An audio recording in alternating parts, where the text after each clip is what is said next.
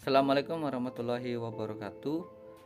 Perkenalkan, nama saya Halin Arudina dan saya sebagai perawat di IGD RSHL Manambai Abdul Qadir.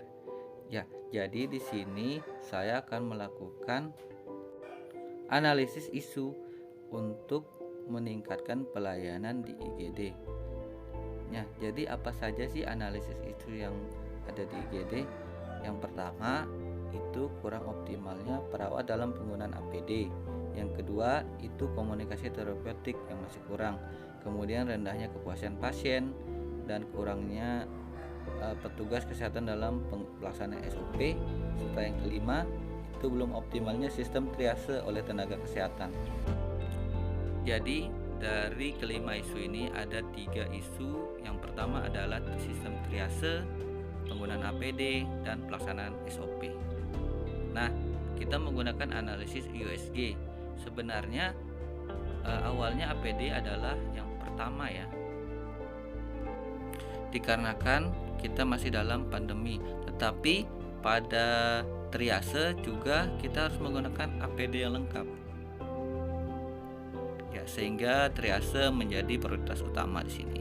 Apa sih pengertian triase ini? Pengertian triase itu adalah prosedur penting dalam pemilihan pasien. Nah, di sini perawat harus bisa memilih pasien secara tepat dan cepat. Oke, yuk kita bahas isu yang pertama, kurang optimalnya perawat dalam penggunaan APD. Nah, penyebabnya adalah masih kurang patuh terhadap standar operasional prosedur. Kadang terjadi kurang stok pada APD, kemudian kurang kontrol evaluasi dari manajemen maupun dari karu maupun tim sendiri. Nah, isu kedua, kurang patuhnya petugas terhadap pelaksanaan SOP. Penyebabnya apa sih? Tidak adanya role model yang baik dari senior terhadap junior, kurangnya minat baca atau buku SOP yang robek dan tidak nyaman untuk dibaca kembali. Sedangkan akibatnya terjadi kesalahan atau tindakan malpraktik pada pasien. Ini yang paling berbahaya ya. Nah, isu utamanya mengenai triase ini tidak seperti di luar negeri. Indonesia belum ada kesepakatan tentang metode triase yang ada di rumah sakit. Dan juga untuk pelatihannya ini juga masih lemah dari aspek ilmiah.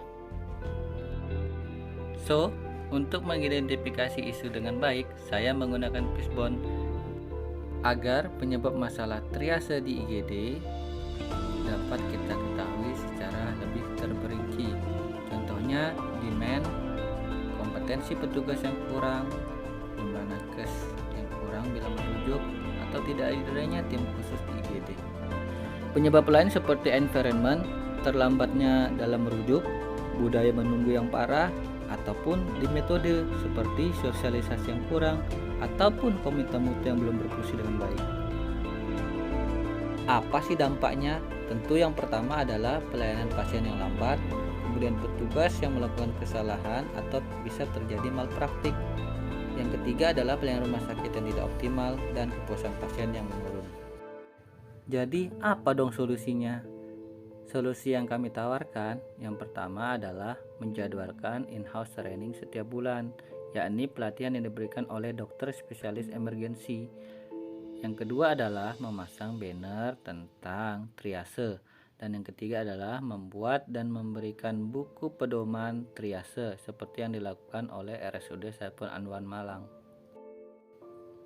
Selanjutnya, membuat video pendek yang dipasang di IGD ataupun membuat diskusi pasar dengan konsep ngopi asik melalui media sosial, memperbaiki jalur triase yang sudah rusak, dan mengusulkan pada manajemen agar melakukan pelatihan BTCLS di RS Manambai sehingga lebih murah dan dapat mengcover banyak sekali petugas.